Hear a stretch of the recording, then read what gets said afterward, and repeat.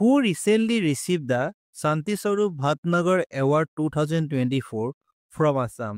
শেহতীয়াকৈ কোনে অসমৰ পৰা 2024 বৰ্ষৰ শান্তি স্বৰূপ ভাটনগৰ বঁটা লাভ কৰিছে?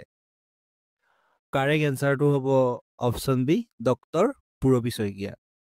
লখিমপুৰত জন্মগ্ৰহণ কৰা ডক্টৰ পূৰবী শইকীয়া উদ্ভিদ বিজ্ঞানৰ গৱেষক আৰু বেনাৰস হিন্দু বিশ্ববিদ্যালয়ৰ উদ্ভিদ বিজ্ঞান বিভাগৰ সহযোগী অধ্যাপক।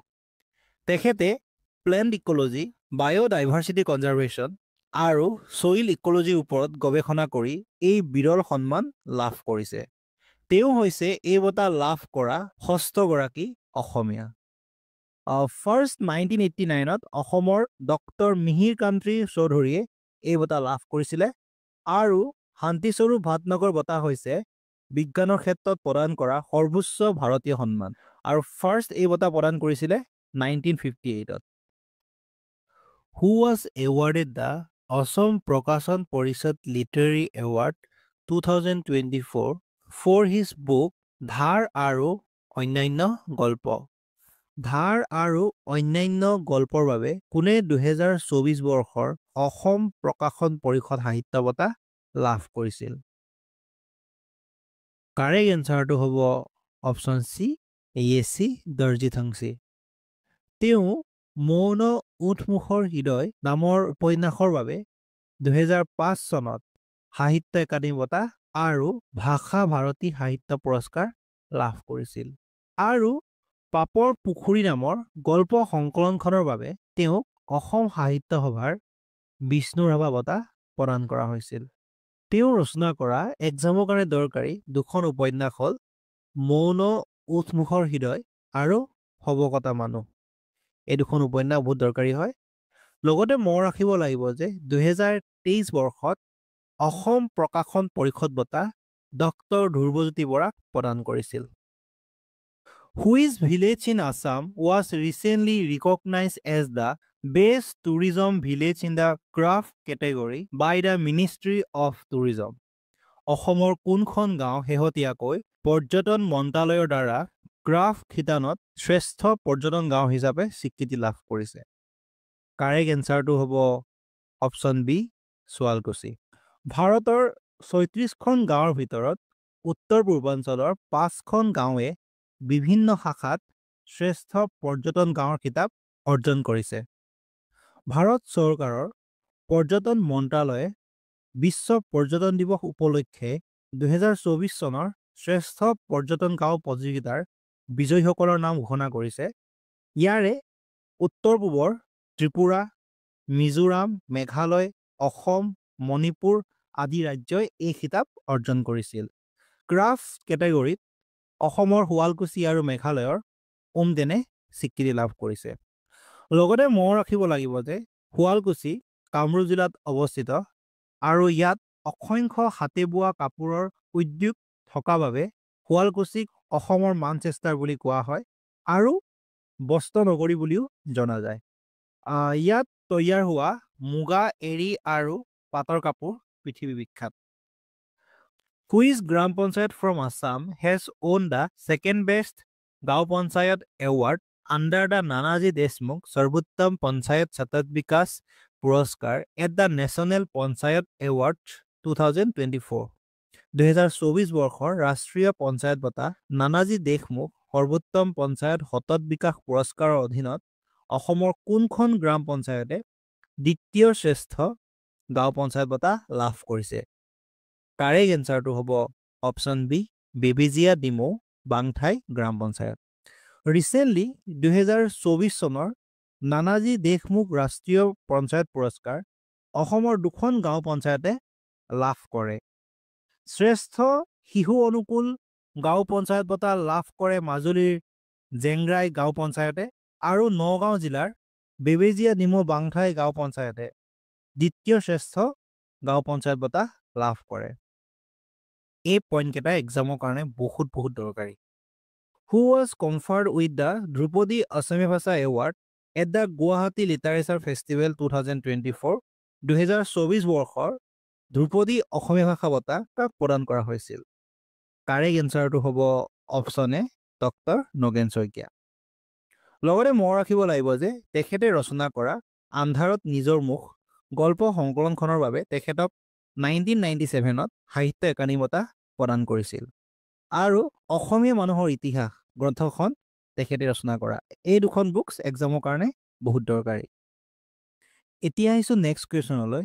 হু recently received the Assam government's literature award on the 93rd birth anniversary of Homen Borgohain.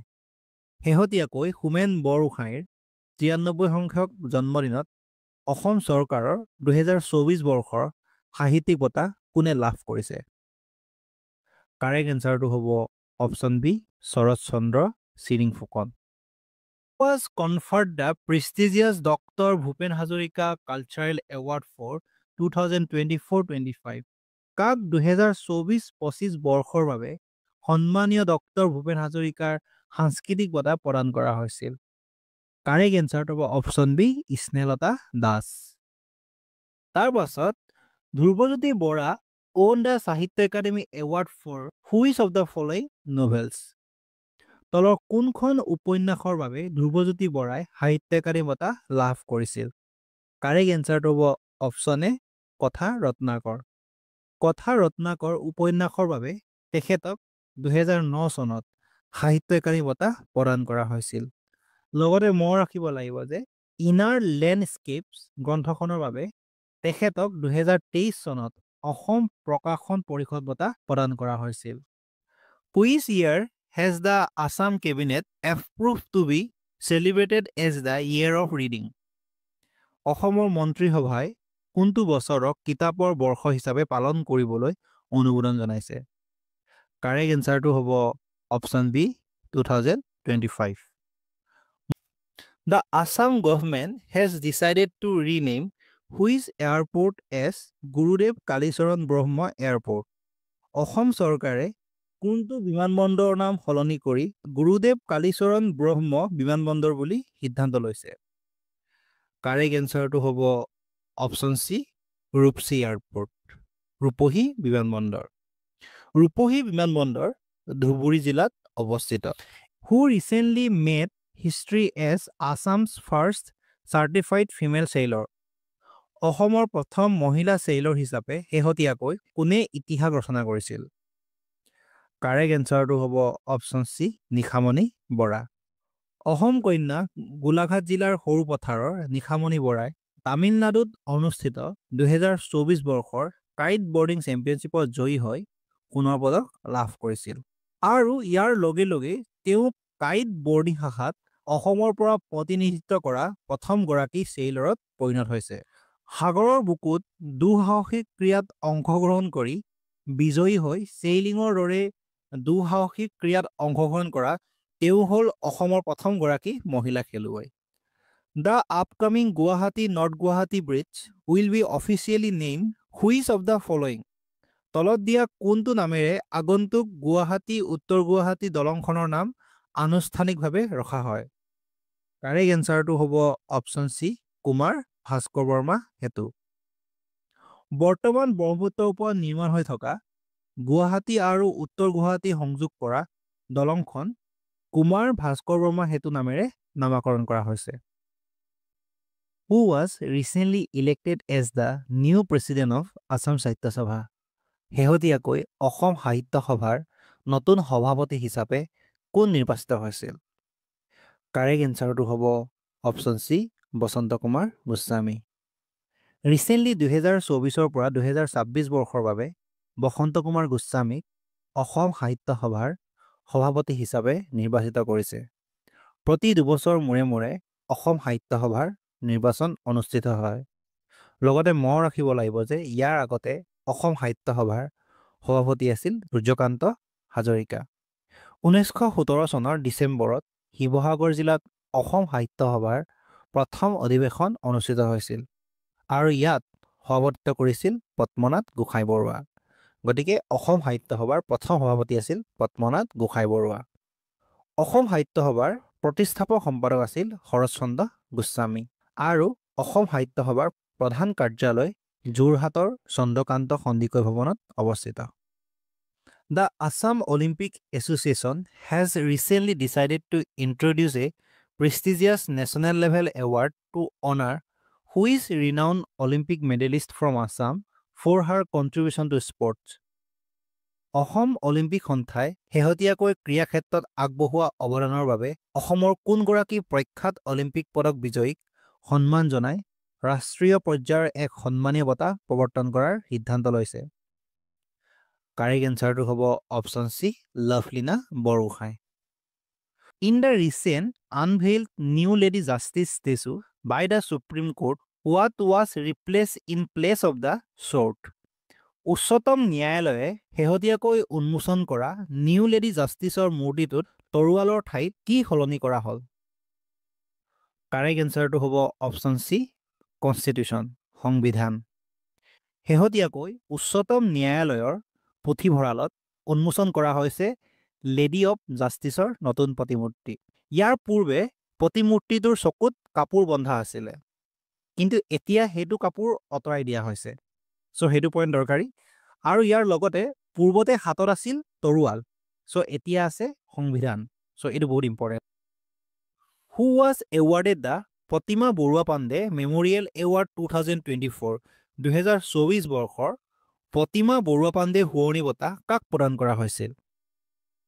Correct এনচাৰটো হ'ব option B Durgeswar Sonowal. What is the India's rank in the recently released Global Hunger Index 2024? Recently প্ৰকাশ কৰা 2024 বৰ্ষৰ গ্লোবেল হাংগাৰ ইণ্ডেক্সত ভাৰতৰ স্থান কিমান? কাৰেক্ট এনচাৰটো হ'ব অপশ্যন এ 105। 127খন দেশৰ ভিতৰত ভাৰতৰ স্থান হৈছে 105 নম্বৰ। ভাৰতে 27.3 GHI স্ক'ৰ লাভ কৰিছে আৰু ভাৰত চিৰিয়াছ কেটেগৰী শিতানত অন্তৰ্ভুক্ত হৈছে। Simbex exercise was recently conducted between India and which country? শেহতীয়াকৈ Simbex অনুশীলন ভাৰত আৰু কোনখন দেশৰ মাজত অনুষ্ঠিত হৈছিল? কাৰেক্ট এনচাৰটো হ'ব অপশ্যন ডি ছিংগাপুৰ। লগতে মনত ৰাখিব লাগিব যে ছিংগাপুৰৰ কেপিটেল হৈছে ছিংগাপুৰে হয়, ছেইম নাম হয়, আৰু ছিংগাপুৰৰ কাৰেঞ্চি হৈছে Singapore dollar. Recently, how many teachers from Assam were honored with the State Award to Teacher 2024? শেহতীয়াকৈ অসমৰ পৰা কিমানজন শিক্ষকক 2024 বৰ্ষৰ শিক্ষকলৈ ৰাজ্যিক বঁটাৰে সন্মানিত কৰা হৈছে? কাৰেক্ট এনচাৰটো হ'ব অপশ্যন চি 13জন শিক্ষকক। এতিয়া আহিছোঁ আজিৰ ভিডিঅ'টিৰ লাষ্ট কুৱেশ্যনটোলৈ। Who became the youngest chess world champion in the history at the age of 18? 18 বছৰ বয়সত ইতিহাসৰ আটাইতকৈ কম বয়সীয়া দবা বিশ্ব চেম্পিয়ন কোন হৈছিল? কাৰেক্ট এনচাৰটো হ'ব option B D Gukesh, Dommaraju Gukesh. Where was the first ever tagging of the Ganges River dolphin recently conducted in India?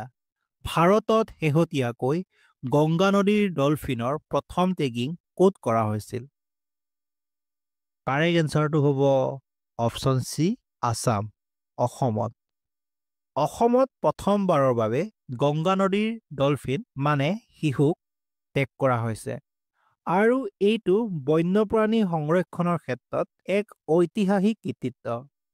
এই শেহতীয়া অত্যাধুনিক প্ৰযুক্তি সমৃদ্ধ কৃত্ৰিম উপগ্ৰহ সংযোজিত ছেটেলাইট টেগিঙৰ দ্বাৰা পানীৰ তলত থকা শিহুৰ গতিবিধি, বিচৰণ ক্ষেত্ৰ আদি জনা যাব। মানে এটা ট্ৰেকিং ডিভাইচ শিহুৰ ওপৰত ফিক্স কৰা হ'ব আৰু শিহুটো ক'ত যাব, কি কৰে কি নকৰে চব বস্তু জানিব পাৰিব, মানে এনালাইজ কৰিব সেইটোৰ ওপৰত। আৰু এটা কথা মনত ৰাখিব লাগিব যে অসমৰ কুলচি নদী শিহুৰ অন্যতম বাসস্থান। আৰু এক্সামত আহে যে ডলফিনৰ কাৰণে অসমৰ কোনখন নদী বিখ্যাত? এনচাৰটো হ'ব কুলচি নদী। এই টেগিং অভিযানৰ প্ৰথম পদক্ষেপ অসমৰ কুলচি নদীত লোৱা হৈছিল আৰু কুলচি নদীৰ এটা স্বাস্থ্যৱান মতা নদী ডলফিন মানে শিহু শৰীৰত টেগ সংস্থাপন কৰি নদীত পুনৰ এৰি দিয়া হৈছিল। কেৱল ভাৰততে নহয়, প্ৰজাতিটোৰ বাবেও এইটোৱেই প্ৰথম টেগিং হয়। লগতে মনত ৰাখিব লাগিব যে অসম চৰকাৰে 2008 চনত গংগা নদীৰ ডলফিনক মানে শিশুক ৰাজ্যিক জলচৰ প্ৰাণী হিচাপে ঘোষণা কৰিছিল। আৰু ভাৰত চৰকাৰে 2009 চনৰ 5 অক্টোবৰত গংগা নদীৰ ডলফিনক জাতীয় জলচৰ প্ৰাণী হিচাপে স্বীকৃতি প্ৰদান কৰিছিল আৰু 2023 চনৰ পৰা উত্তৰ প্ৰদেশ চৰকাৰেও গংগা নদীৰ ডলফিনক ৰাজ্যিক জলচৰ প্ৰাণী হিচাপে ঘোষণা কৰিছিল আৰু 2022 চনৰ পৰা প্ৰতি বছৰে 5 অক্টোবৰ দিনটো ৰাষ্ট্ৰীয় ডলফিন দিৱস হিচাপে পালন কৰা হয় এই গোটেইকেইটা পইণ্ট এক্সামৰ কাৰণে বহুত দৰকাৰী Who has been appointed as the chief the mission for the Indian team at the 4th Asian Rule Ball Championship চতুৰ্থ এছিয়ান ৰুল বল চেম্পিয়নশ্বিপত ভাৰতীয় দলৰ চিফ দি মিছন হিচাপে কোনে নিযুক্তি লাভ কৰিছে কাৰেক্ট এনচাৰটো হ'ব অপশ্যন এ ভূমিধৰ বৰ্মন ভাষা গৌৰৱ সপ্তাহ celebrating the Assamese language classical status was celebrated in Assam from which date অসমীয়া ভাষাৰ ধ্ৰুপদী মৰ্যাদা উদযাপন কৰি ভাষা গৌৰৱ সপ্তাহ অসমত কোন তাৰিখৰ পৰা পালন কৰা হৈছিল কাৰেক্ট এনচাৰটো হ'ব অপশ্যন বি নৱেম্বৰ 3 তাৰিখৰ পৰা নৱেম্বৰ 9 তাৰিখলৈকে Where will Northeast First Yoga and Naturopathy Hospital be established?